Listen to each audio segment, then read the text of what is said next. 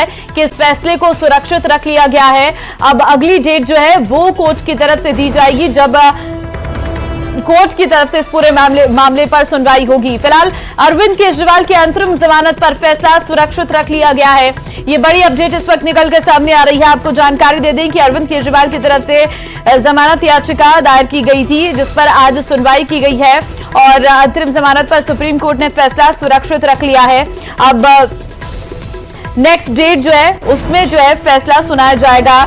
फिलहाल आपको जानकारी दे दें कि दिल्ली सीएम अरविंद केजरीवाल की जमानत याचिका पर सुप्रीम कोर्ट में सुनवाई हुई है और राहत की बात सामने आ रही थी, लेकिन फिलहाल फैसला सुरक्षित रख लिया है। सुशील पांडे संवाददाता फोनलाइन पे इस वक्त हमारे साथ है। सुशील, क्या कुछ सुप्रीम कोर्ट की तरफ से कहा गया है अरविंद केजरीवाल के मामले में? जी देखिए, साफ तौर से अरविंद केजरीवाल के तरफ से सीधे तौर पर इस पूरे मामले में कहा गया है कि उनको जमानत दिया जाना चाहिए, क्योंकि वो पार्टी के संयोजक हैं, स्टार प्रचारक हैं और ऐसे में उन्हें जमानत मिलना चाहिए चुनाव प्रचार के लिए। लेकिन केंद्र सरकार और ईडी ने अरविंद केजरीवाल की जमानत का सीधे तौर पर विरोध किया है। बहरहाल अरविंद केजरीवाल की जमानत जो फिलहाल सुप्रीम कोर्ट के समक्ष है, उसने फिलहाल आदेश सुरक्षित रख लिया है। संभवतः माना जा सकता है कि इसी हफ्ते अरविंद केजरीवाल की जमानत पर सुप्रीम कोर्ट अपना फैसला सुना सकता है। लेकिन निश्चित रूप से कहीं ना कहीं ये अपने आप में एक बड़ा मामला है, जब अरविंद केजरीवाल की तरफ से सीधे तौर पर ये कहा गया कि उन्हें फिलहाल प्रचार के लिए जमानत दिया जाना चाहिए, जिसका सीधे तौर पर विरोध किया गया। ठीक है, अगली डेट क्या होगी, क्या इस बारे में कोई जानकारी? जी फिलहाल कोर्ट की तरफ से अभी कोई डेट नहीं दी गई है कि फैसला कब सुनाया जा सकता है, क्योंकि बेंच इस पूरे मामले पर सुनवाई करते करते बीच में उठ गई है। तो बिना कोई फिलहाल जानकारी दिए ये माना जा सकता है कि अभी तक कोई तारीख मुकर्रर नहीं की गई है कि कब अरविंद केजरीवाल की जमानत पर फैसला दिया जाएगा। लेकिन कोर्ट ने उनकी अंतरिम जमानत पर फैसला सुरक्षित रख लिया है। संभवतः ये माना जा सकता है कि आने वाले हफ्ते में अरविंद केजरीवाल को सुप्रीम कोर्ट की जो जमानत को लेकर फैसला है वो सुना सकती है। ईडी की तरफ से क्या दलीलें पेश की गई सुशील? जी देखिए, ईडी की तरफ से सीधे तौर पर इस पूरे मामले में दलील मुख्य रूप से यही दी गई कि ऐसी अवस्था में अरविंद केजरीवाल को जमानत नहीं दिया जाना चाहिए, जब इस पूरे मामले में भी जांच चल रही है। सीधे तौर पर अगर अरविंद केजरीवाल को इस पूरे मामले में कोई जमानत दी जाती है तो आने वाले दिनों में सुप्रीम कोर्ट में इसका एक गलत प्रिंसिपल सेट होगा। दूसरा कि ईडी की तरफ से कहा गया कि अभी उनकी तरफ से जो दलीलें हैं वो पूरी नहीं की गई हैं, लिहाजा बिना उनके पक्ष को सुने कोई जमानत का पर फैसला न दिया जाए। लेकिन कोर्ट ने कहा चूंकि अरविंद केजरीवाल ने इस पूरे मामले में गिरफ्तारी को चुनौती दी है, लिहाजा ये मामला लंबा चलने वाला है और दिल्ली में चुनाव है और वो पार्टी के संयोजक हैं।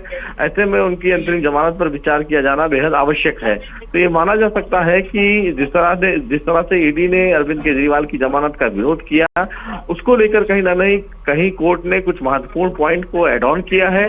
लेकिन सिंघवी से सीधे तौर पर अरविंद केजरीवाल के मामले में सवाल किया गया कि क्या अरविंद केजरीवाल जेल में रह के अपनी फाइलों पर साइन कर रहे हैं या नहीं, जिस पर उनकी तरफ से कहा गया कि बिना अरविंद केजरीवाल के फिलहाल अभी सरकार में ऐसी अवस्था में जिस तरह दिल्ली सरकार को चलना चाहिए वो नहीं चल पा रही है। बहरहाल दोनों तरफ से आज बहुत जोरदार बहस हुई। कोर्ट ने तमाम पक्षकारों को सुना और अपना फैसला सुरक्षित रखा। माना जा सकता है कि अब इन दलीलों को देखने के बाद अरविंद केजरीवाल को जमानत अगर कोर्ट देता है तो किन किन शर्तों को लगाता है कि जब वो जमानत पर अगर बाहर आते हैं भविष्य में तो उन्हें किन किन नियमों के आधार पर। सुशील, क्या कभी ऐसा पहले हमें देखने को मिला है कोई फैसला? क्या हो सकता है, क्या दलीलें हो सकती है अगर अरविंद केजरीवाल को राहत मिलती है, उन्हें बाहर आने का मौका दिया जाता है, क्योंकि चुनाव प्रचार का हवाला दे रहे हैं, क्या ऐसा होता है? जी देखिए, सीधे तौर पर अभी तक सुप्रीम कोर्ट के समक्ष ऐसी बातें आई नहीं है, क्योंकि बहुत ऐसे मामले देखे गए जिसमें बहुत से ऐसे राजनेता हैं जिन्होंने चुनाव प्रचार के लिए सुप्रीम कोर्ट का दरवाजा खटखटाया था, जिनको राहत नहीं दी गई। चाहे वो शिबू सोरेन की बात करें, चाहे वो मनीष सिसोदिया की बात करें। लेकिन चूंकि अरविंद केजरीवाल के खिलाफ प्रोसीड ऑफ क्राइम का कोई भी तथ्य सामने कोर्ट में ईडी नहीं रख पाई है जो सीधे तौर पर इस पूरे केस को हैम्पर करे, और इसीलिए कोर्ट ने ये कहा है कि चूंकि अरविंद केजरीवाल कोई प्रेडिकेट ऑफेंडर नहीं है, कोई टेररिस्ट नहीं है, जैसा उनके वकील बार बार ये कह रहे थे। लेकिन सीधे तौर पर यह देखा जा सकता है कि जिस तरह से दलील रखी गई और ये कहा गया कि अगर अरविंद केजरीवाल को इस पूरे मामले में जमानत दी जाती है तो निश्चित रूप से एक आम जनता के मन में गलत मैसेज जाएगा, न्यायपालिका न्यायपालिका को लेकर, क्योंकि अगर न्यायालय की नजर में सभी लोग बराबर हैं तो इसको एक विशेष कैटेगरी में नहीं रखा जा सकता है और कल को अरविंद केजरीवाल को जमानत दी जा सकती है तो आने वाले दिनों में कहीं ना कहीं इसी प्रकार की याचिका की बाढ़ लग जाएगी। सुप्रीम कोर्ट ने कहा कि हम ये देखेंगे कि इस पूरे मामले में जमानत को लेकर कैसे आगे बढ़ते हैं, लेकिन अभी हम इस पूरे मामले में कुछ प्रेडिक्ट नहीं कर रहे हैं, यानी कि कोई भविष्यवाणी नहीं कर रहे हैं। बहरहाल चूंकि पार्टी के संयोजक रह चुके हैं अरविंद केजरीवाल और दिल्ली में चुनाव है और वो एक बड़ी पार्टी है, लिहाजा उनको अंतरिम जमानत के मामले पर विचार करना बनता है। तो इन तमाम पहलुओं पर यह माना जा सकता है कि जहां तक अरविंद केजरीवाल के जमानत का संकेत है तो वो सुप्रीम कोर्ट के द्वारा दिया जा चुका है, लेकिन अब उस जमानत के आधार पर कितनी कड़ी शर्तें लगाएगा सुप्रीम कोर्ट ये देखना होगा और अरविंद केजरीवाल की जमानत पर इसी हफ्ते सुप्रीम कोर्ट अपना फैसला जरूर सुनाएगा, क्योंकि जो मेन मामला है उस पूरे मामले में अभी सुनवाई बहुत लंबी चलनी है और यही आधार मानते हुए सुप्रीम कोर्ट ने अरविंद केजरीवाल की अंतरिम जमानत पर फैसला सुरक्षित रखा है, क्योंकि 24 या 25 तारीख को दिल्ली में चुनाव है, 23 तारीख को चुनाव प्रचार दिल्ली में बंद हो जाएगा। तो 23 तारीख तक अरविंद केजरीवाल को जमानत